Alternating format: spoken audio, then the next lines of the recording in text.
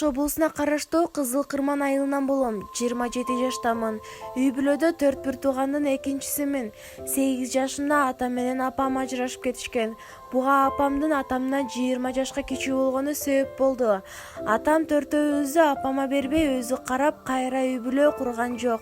Апам болсо турмушка чыгып бир кыздуу болгон. Апам сагынганда бизге келип учурашып кетип турчу. Ошентсе дагы чогуу жашоого жетпейт да. Ар качан эненин мээрими, кеңеши, колдоосу керек болуп, эне тарбиясын көрбөй өстүк. Жаш күнүбүздө төртөөбүз атам менен Казакстанга барып, талаада тамеки тизип иштедик. Күндө 100 сомдон, 200 сомдон таап, күнүмдүк керектөөлөрүбүзгө жумшачубуз. Балалыктын таттуудорун сезбей, башкалар куурчак ойноп жүргөндө биз жашоону ойлочубуз. Ата-энем өмүр бою батирлеп жашашкан экен. Өзүбүздүн үйүбүз болушун абдан кыялданчубуз. Документтерибиз толук болбогондуктан Казакстандан мектепке кире албай алганбыз. 12-13 жашымда Кыргызстанга келдик. Бөбөктөрүм кеч болсо да Ысык көлдөгү мектеп-интернатка жайгашып окуп калышты. Атам мени да окутууга аракет кылды, бирок өзүмдөн 6-7 жаш кичүү балдар менен окуудан уялдым. Канча жолу мектепке сүйрөп барса да качып келип атамды көп түйшүккө салдым. Балким бир туугандарым жанымда окушса тамгаларды өздөштүрүп окуганды үйрөнүп алмакмын. Бирок алар да үйгө каникул учурунда эле келишчү.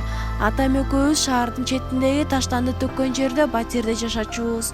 Базарда араба сүйрөп иштеген атамды ээрчип жүргөнүмдү билген апам жаныбыздагы таштандыга алып келип, желим бөтөлкө терип иштешимди айтты. Макул болуп иштеп калдым. Алгач көнбөй кыйналдым, жытынан жийиркенчүмүн. 40 килограмм бөтөлкө 100 сомго баланчу. Ошентип иштеп бир туугандарыма кийим-кечек алып берчүмүн. Атам болсо батир менен тамак ашты камсыздачу. Кийин атам да ооруп калып, бул түйшүктүн баарын мойнума алган учур да болду. Атам оорусун айыккан соң мени менен иштеп калды. Жолдошум экөөбүз бир аймакта жашачубуз. Экөөбүз көчөдөн ары-бери өткөндө көрүшүп жүрүп, кийин таанышканбыз. 2 жылдай сүйлөшүп, мен 14, ал 16 жашка чыкканда турмуш курдук. Үйгө өзүбүз эле жетелешип барганбыз. Анын ата-энеси каршы болбой жылуу кабыл алышты. Апам мени дароо кызындай кабыл алган. Азыр кенедей кезинде келгениңде төрөгөн кызымдай эле болуп калдың деп калат. Чын эле кайненем мага баарын башынан үйрөтүп, кызындай тарбиялап өстүрдү.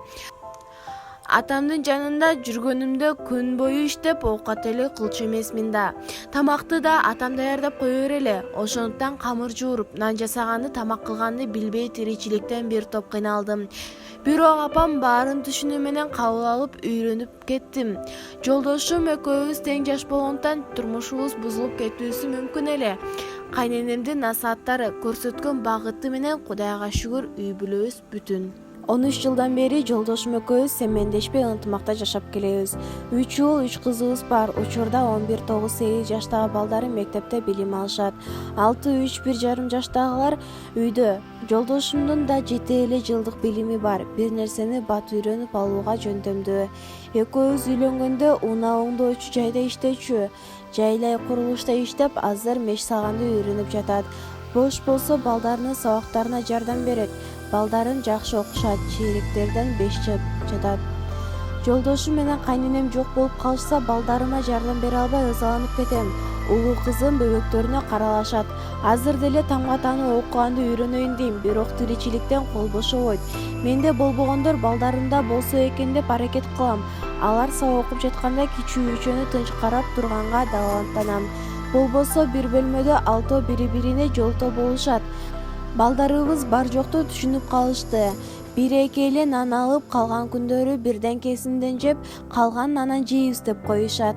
Айрымдар мынча баланы эмне төрөйт дешет. Бул сөздү кайненем деле айтып калат. Мен балдарды аябай жакшы көрөм. Өтө бала саакмын. Балдарым үчүн тамак жебей, кийим кийбей деле кое алам. Бирок аларсыз жашай албайм. Илгери бир бала 3 нерсени жакшы көргөн. Алар чоң утуштар, бат төлөмдөр жана чоң коэффициенттер. Бир күнү ал ставка койду. Анан Ал көптөгөн акчаларды утуп алды. кайдан? 1xbet'тен. Ал кайсыл бала? Ал сенби? Жок. Ал сен. Шилтеме видеонун астында. Негизи көп баалуу үй-бүлөлөр мамлекеттен жардам балдарына жөлөк пул алышат экен. Биз эч нерсе албайбыз, себеби эч жерде каттообуз жок. Учурда жашап жаткан батирибиз басып алынган жерде салынган экен. Кызыл китеби жок болгондуктан арзаныраак берилет. Түтүн каптап турган мурда жашаган жерибизге салыштырмалуу жакшы. Бирок таштандыны өрттөгөндө каңырсыган жыт бул жака деле жетет. Балдарыбызга мунун зыяны тийип жатат го деп тынчсызданам, бирок айла жок. Мындан таза аймакка Кенен Батирге көчүп кеткибиз келет. Тилекке каршы 6 бала менен бизди эч ким кабыл албайт. Балдарыбыз таштандыга барбасын деп кайтар ойлоп турабыз. Мектепте каникул болгондо пол жууп же бөтөлкө чогултуп иштеп коем. Кээ бир адамдар таштандыга жакшы эле кийимдерин ыргытып салышат. Аларды жууп тазалап балдарыма кийгизген күндөр да болду. Акчабыз болсо элден кем кылбай жаңысын алып бергенге аракет кылабыз. Жазгүлгө жардам берүүнү каалагандар 0703 77 27 90 номерине чалып байланышсаңар болот. Жазгүл 6 бала менен таштандынын боюнда жашап келебиз. Жаштайынан кыйынчылыктар менен күн кечирип келе жаткан Жазгүл 6 баланын энеси. Ушул заманда тамга тааныбаган эне балдарынын сабаттуу болушун абдан кыялданат. Тилекке каршы кыялдары канчалык бийик экенине карабай, жашоосу таштандынын боюнда булганган абага улгуп өтүп жатат.